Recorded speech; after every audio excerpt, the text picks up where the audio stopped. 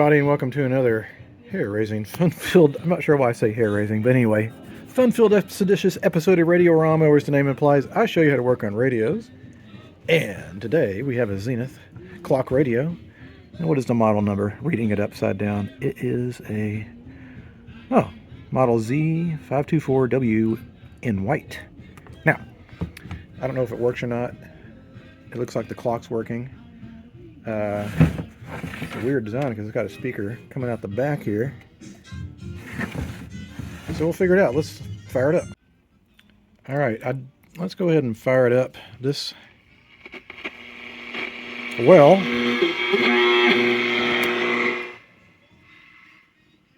that was quick.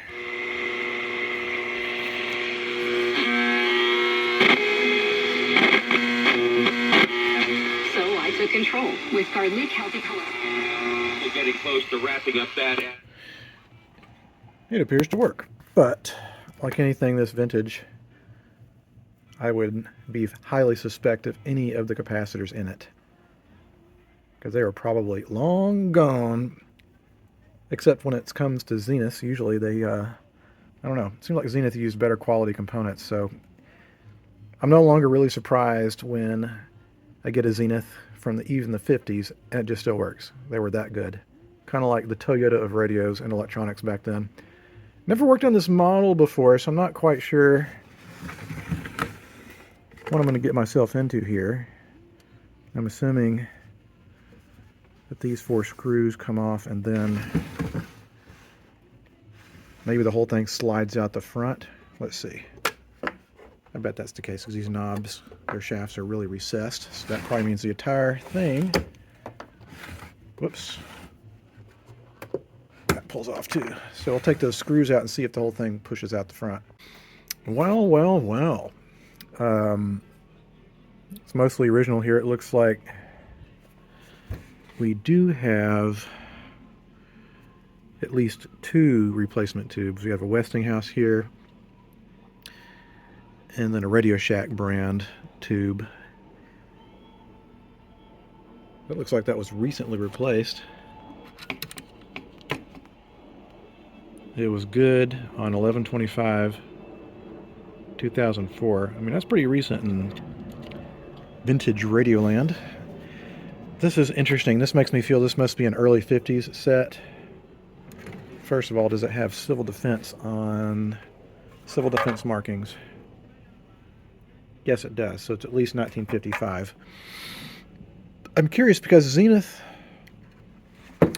just like everyone else, decided to go PC board, which this clearly is, and then quit doing it because you got a problem where the tubes would heat up the board and cause fractures in the solder and stuff. I mean, you can see how that's all discolored from heat, or especially around the output and the rectifier tubes. It's not my favorite design. But what has to happen is that this guy needs to come out. And the way you do it is you'll observe underneath where it's connected. And if I'm a betting man, I'm guessing it's here, here, here, here, here, and there. And of course, each of these sections is a different value, and we also have grounds. So what I'll need to do, and it's not as easy on these guys, is I mark with a marker on the capacitor as well as where it goes to board. I think what I'm going to do is I'm going to scratch the side here with something. Wait a minute, is this?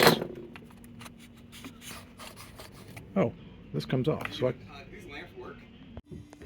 okay, now the next thing I'm going to do is we need to remove the solder that holds that big capacitor in place. So I use this thing. It's a handheld spring-loaded solder sucker. They make electronic ones too, but I feel like I don't need it for my purpose. But what you do is you come in, get the areas that are holding the can in. Oops. And you put it right up against the work.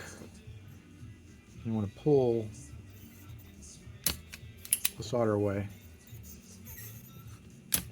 take your time doing this, because I find that these boards from this era are very brittle. So the last thing you want to try to do is yank these out of here, because you will damage the board. I'm hoping these also doesn't have the fragile traces that some of these boards have. When you pull the capacitors, it'll pull the leads up. What I'm doing is I'm pushing the tab away from the hole here. Got a few more areas to desolder here.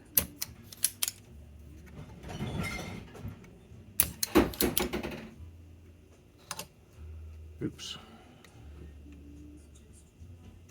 Anyway, I'm not going to film all that because that's like watching paint dry, but you get the idea. All right, well, I successfully tweezed the old capacitor out.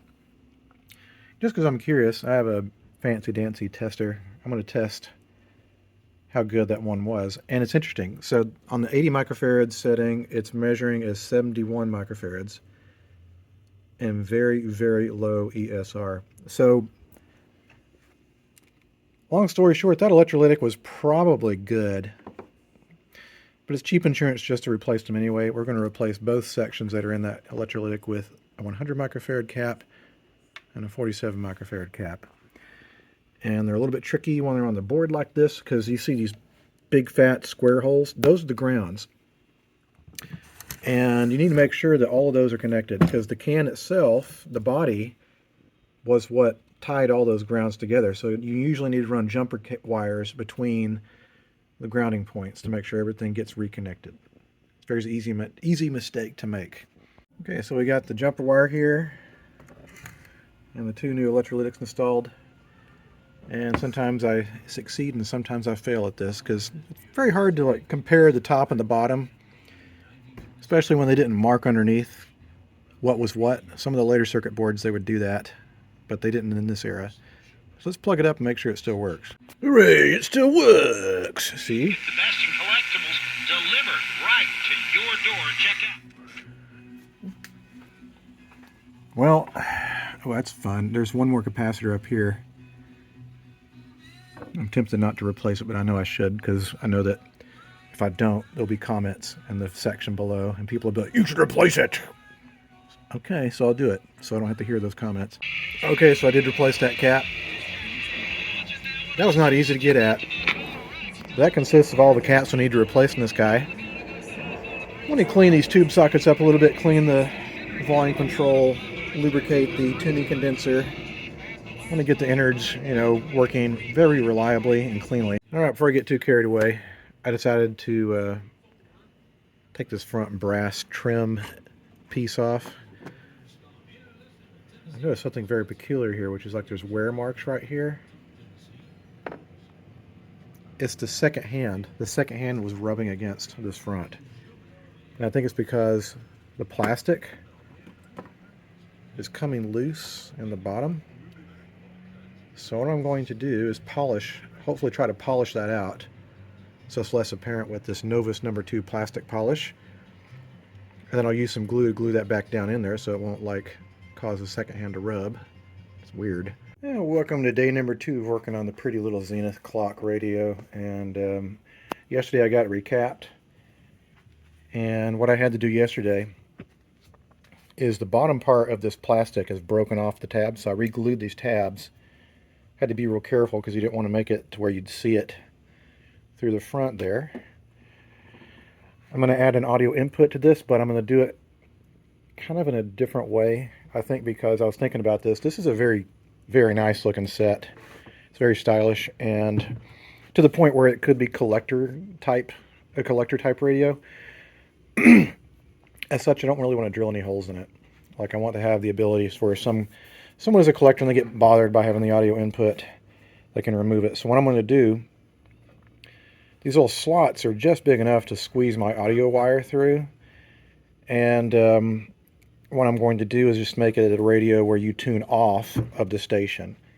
You tune off a station versus having a switch that decouples the signal. Because otherwise I'd have to put a switch in here, which would mean drilling a hole. And I don't want to do that. Even though I'm looking at this more closely, there's a crack right here.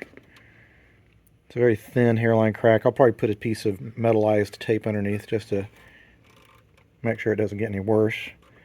But still, it's pretty snazzy looking. I know some people that watch this channel, when they see some of my radios that I do this, they're like, oh no! Which is fair. You can do that if you want. It's not like this is going to be an amazing sounding radio anyway. It's got this tiny little speaker. And in fact,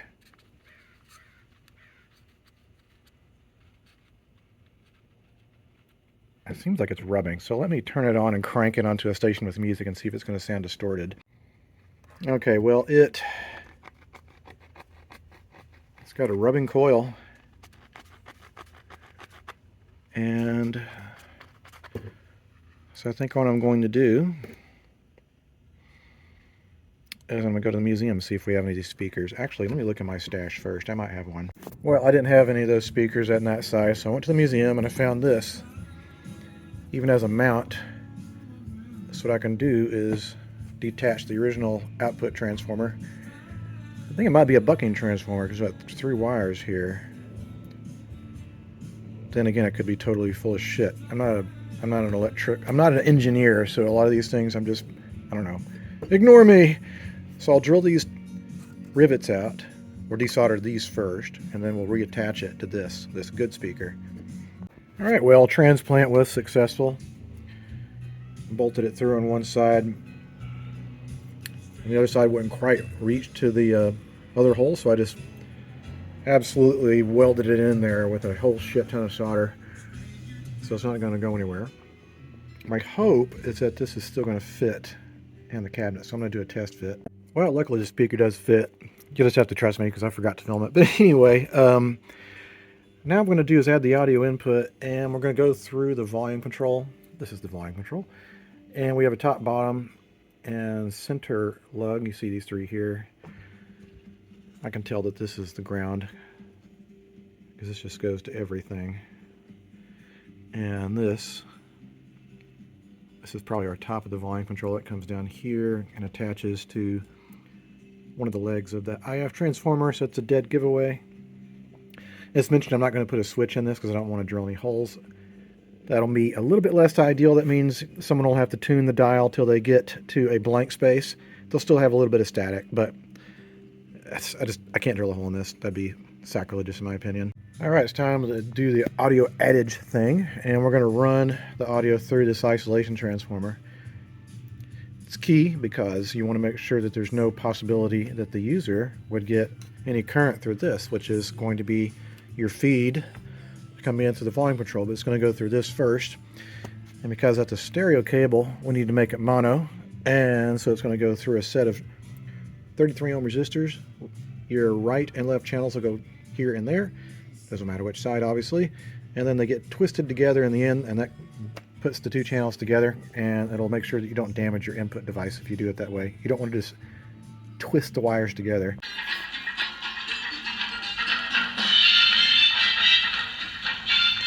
Alright, this won't win any sound contests. I mean, you can't do much with a 3.5 inch speaker, but whatever. It is what it is. The audio's running through the isolation transformer. I have this running underneath the board and throughout here, and there's a knot that goes through a hole in the bottom here. And since there's like a little raised area here, I can do that. So you won't even see it coming out of the back either. And I just tuned off a station. It is what it is. It's fine. So with that, what I tend to do is put a little glue on top of this because I'm paranoid that if that ever breaks free, I don't want it to land on anything critically electrical. So I want it insulated. And then we can start to put this thing back together again. Okay, what's initially back together again? Got the speaker in there. Whoops. Got the cable chrome out on the bottom, and it's stuck in the glue that I installed it with, but that's fine. So I'm going to use Novus number 2 to polish the plastic. It's already in pretty good shape, but just that little bit of extra finesse makes all the difference.